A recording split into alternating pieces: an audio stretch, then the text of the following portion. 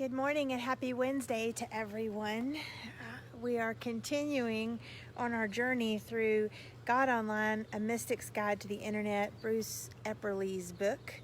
And this chapter 7, is Something Beautiful for God, and he focuses on the work and words of Teresa of Calcutta. But he starts with the verse from Matthew 25:40, and it says, "Truly I tell you, just as you did it to one of the least of these who are members of my family, you did it to me." And then he quotes Teresa, "Seeking the face of God in everything, everyone, and everywhere, all the time, and seeing his hand in every happening, that is the contemplation in the heart of the world." Our calling is simply to do something beautiful for God. Do something beautiful for God. Now, in this beautiful place, it's easy to see the beauty that's around us. We have these absolutely gorgeous mountains, and I have this fascinating and abundant cherry tree in my backyard, and these beautiful days that are filled with sunlight. Lately getting kind of hot, but nevertheless full of beautiful sun rays and beautiful flowers and just birds that are chatting every single day. And so it's really easy to see the beauty in nature, and sometimes it's even easy to see the beauty in others, but sometimes it's not. You know, the thing about Mother Teresa of Calcutta was that she worked with the people that were often neglected, abused, or shunned by the rest of society. And yet she spent her life there finding beauty and creating beauty and beautiful situations and loving situations with the least of these. So it's real easy to find in a beautiful setting with beautiful birds and trees and air gratitude for what God has done and what God is doing. But what about those moments that really aren't so beautiful? What about that person who comments and does things that are just anathema to you? Or what about that family member who, no matter how hard you try, is still abundantly annoying and broken?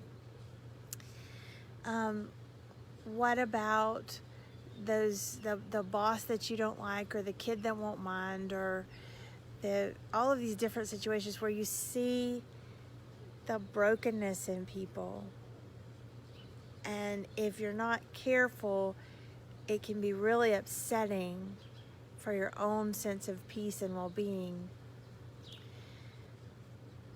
But yet, even in that moment, there's beauty. And I'll be honest, this is not something that I was born strong in, seeing the beauty in difficult people and difficult situations. This is something that I continue to have to cultivate and reevaluate and work on myself about, because my instincts that I've had to work through in these years of my life was when I see something really difficult, or when I'm involved with a difficult person, I want to run away. I want to not deal with that person. I might deal with them for a minute, but then I just want to not have anything to do with them. That I don't like to stay in the brokenness long enough to find the beauty in it. I hope that some people wouldn't even know that about me, because I've worked really hard on it, and I've gotten better at being able to stay with the pain or stay with the brokenness. It's part of the reason I got my doctorate in pastoral care and counseling, because I knew that I needed to work on that in myself, of being able to stay with people and their pain and their grief and their suffering. Also, I have friends that are different than me who teach me things, and friends who are better at this naturally than I am, of being able to really intensely stay with people in their brokenness and in their pain.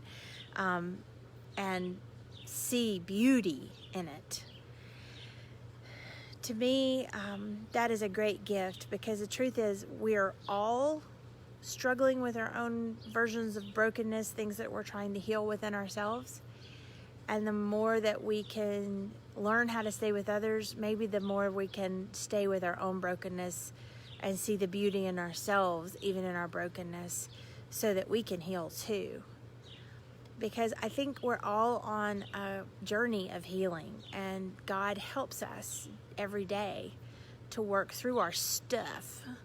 And some of that stuff has been right in our face as we have been with ourselves day after day after day of this quarantine.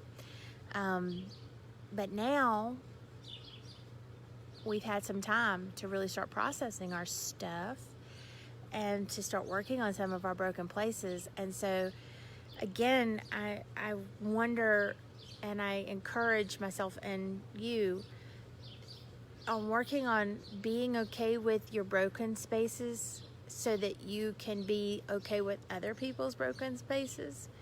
And when you see something that irritates you, not just take it personally, which again, I struggle with this too, but work through it and be able to see the other person's perspective, even in their brokenness. Maybe they're working through something, maybe they had a bad experience, maybe you represent something to them that it doesn't even have anything to do with you.